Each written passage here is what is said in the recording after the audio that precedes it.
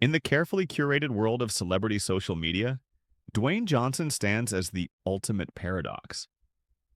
Here's a man who has built an empire on authenticity, the 4 a.m. workouts, the humble gratitude, the just a kid from Hawaii with $7 in my pocket origin story. Yet the more perfect his image becomes, the more artificial it feels. The question isn't whether Johnson is authentic, it's whether he's allowed himself to be. But occasionally the mask slips, and when it does, we glimpse something far more compelling than The Rock's manufactured perfection, the actual man beneath the brand. The mask slips. Fraser and the real Dwayne watch Johnson's interview with Brendan Fraser, and you witness something rare: genuine emotion breaking through the corporate armor. When Fraser describes their first meeting on The Mummy Returns, Johnson doesn't deliver his usual motivational soundbites. Instead, he shows vulnerability, real, unscripted, unbranded vulnerability. "I was ready to make my transition into Hollywood, and I was excited," Johnson recalls, his voice softer than usual, stripped of its typical bravado. "There was a moment where you could have said, 'This guy, Dwayne Johnson, he's never acted before. I know he's in pro wrestling, I'm not quite too sure.' This is a beloved franchise. Here's a man grateful not for his blessed journey or his incredible fan base, but for a specific human kindness that changed his trajectory." Fraser's response, "You were always the right guy for the job," visibly moves Johnson. His reaction isn't practiced or polished, it's the genuine surprise of someone receiving validation they didn't expect. The conversation flows naturally, free from the usual promotional beats that define Johnson's media appearances. He admits uncertainty, expresses genuine appreciation, and even shows nervousness about his dramatic debut in The Smashing Machine.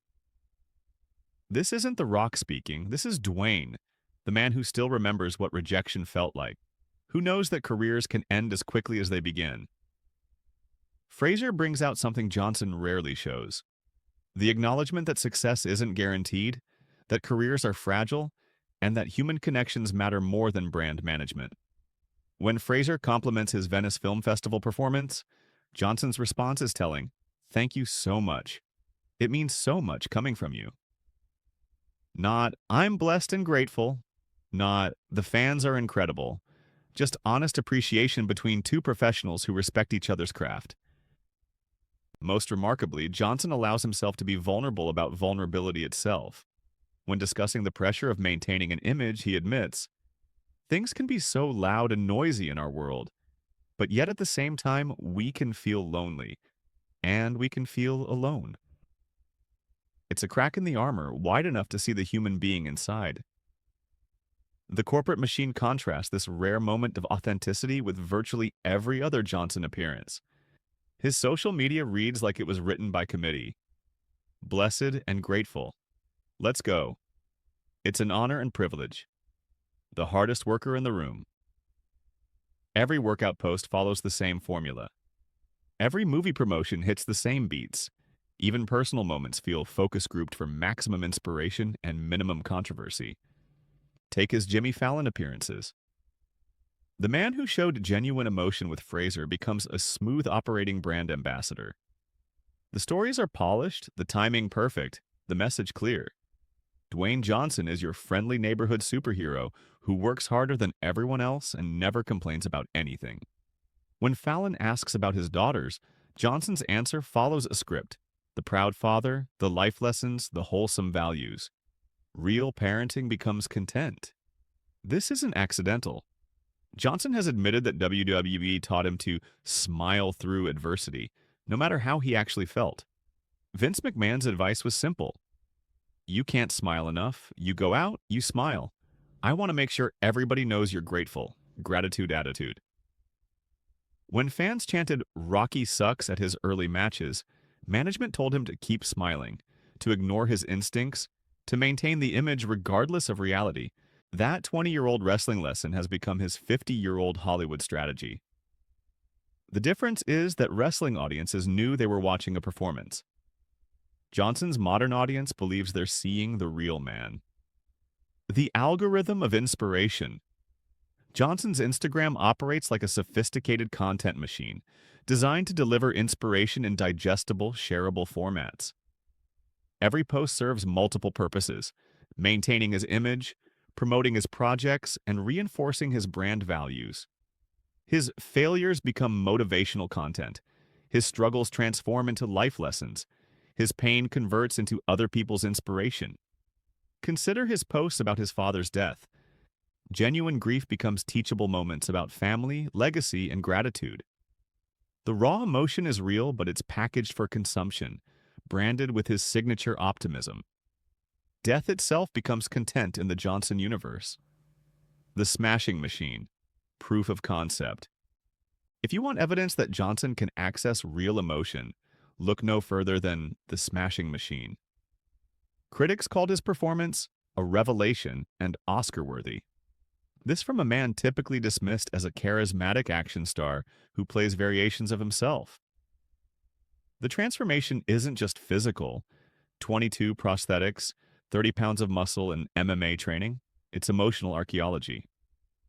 Johnson excavates parts of himself he typically keeps buried, accessing the vulnerability and raw humanity that his brand normally prohibits. He disappears entirely into Mark Kerr's pain, his addiction, his desperate need for connection with Dawn, played by Emily Blunt. I felt like what Smashing Machine represented for me was I'm living my dream, Johnson reflected after the Venice premiere. This is my dream, and not others' dreams. The distinction is crucial. For once, he wasn't serving the machine, the studios, the brand, the carefully constructed image that generates billions. He was serving the story, the character, and perhaps most importantly, himself. The Venice Film Festival audience gave him a 15-minute standing ovation, not for The Rock, but for an actor willing to excavate his own vulnerability. Johnson later described the experience as surreal, admitting he had trouble processing the acclaim. This is not for me, he thought. This is pretend. The reaction reveals how divorced he's become from authentic praise. When audiences respond to his real artistry rather than his brand, he can barely recognize it. In one pivotal scene, Kerr loses his first fight and must walk through the arena, past thousands of witnesses to his defeat. Johnson plays this walk as pure devastation. No quips, no resilience, no inspirational lessons about bouncing back. Just a broken man trying to maintain dignity while his world crumbles. It's the antithesis of everything The Rock represents, and it's the most honest performance of his career. The economics of perfection. So why does he choose the corporate persona over authentic artistry? The answer is simple. It's worth billions. Johnson's brand is built on being the safest bet in Hollywood. Studios hire him because he won't create problems, won't say anything controversial, won't deviate from the approved message. His social media following, over 400 million across platforms, isn't just an audience, it's a guaranteed marketing machine. The In-N-Out Burger incident perfectly illustrates the trap he's created. When caught lying about trying the chain for the first time, for the third documented time, his response was telling. He blamed forgetfulness rather than admit to a marketing ploy. The truth that celebrities sometimes do sponsored content or staged first experiences would have been far less damaging than the awkward cover-up. But acknowledging the performance would crack the authenticity facade that powers his entire empire. This extends to more serious controversies. When reports surfaced about chronic lateness on sets, allegedly costing Red One an additional $50 million, Johnson's response wasn't honest reflection, but damage control. He dismissed allegations as bananas while confirming the behavior, framing his unprofessional conduct as a known quantity that productions plan around. The vulnerability algorithm. Perhaps most perniciously, Johnson has turned vulnerability itself into content. His posts about depression, his father's death, his childhood struggles, all carefully crafted to maintain relatability while reinforcing his brand. Real pain becomes inspirational content, transformed into motivation for his audience to keep grinding through their own difficulties. This isn't necessarily cynical. Johnson genuinely wants to help people. But when every personal struggle becomes a branded lesson, the line between authentic sharing and performance disappears. When Fraser asks about pressure and loneliness in their conversation, Johnson gives a real answer. When his social media team packages similar themes, they become sponsored posts about mental health awareness. The cost of perfection. The tragedy of Johnson's perfect image is what it costs him as both an artist and a human being. By refusing to show genuine flaws beyond carefully managed relatability content, he's severely limited his range as an actor. By maintaining constant positivity, he's created a prison of expectations where showing real emotion becomes a betrayal of his brand. The Smashing Machine proves Johnson is capable of complex work that rivals any dramatic actor of his generation. But choosing those roles regularly means abandoning the brand that made him the world's highest-paid actor. The Fraser interview offers a glimpse of who Johnson might be if he allowed himself imperfection. Grateful, but not performatively so. Successful, but honest about the role of luck in his journey. This version of Johnson is more compelling than any character he's played on screen, but it's also the most dangerous to his carefully constructed mythology. The Mirror Generation. Johnson's authenticity paradox reflects a broader cultural moment where we've confused performance with reality. In the social media age, we reward performers who seem real while punishing those who actually are. We want celebrities who share their struggles, but only if those struggles have happy endings. We demand vulnerability that inspires rather than disturbs, authenticity that motivates rather than challenges. Johnson has mastered this balance, creating content that feels personal while serving corporate interests.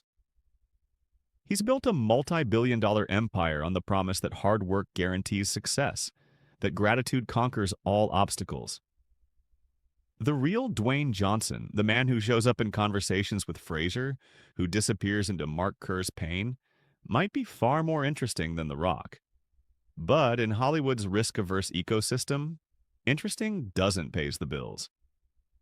Perfect does. The ultimate performance. And so the paradox continues. Hollywood's most authentic star built his career on the most perfectly constructed lie of all.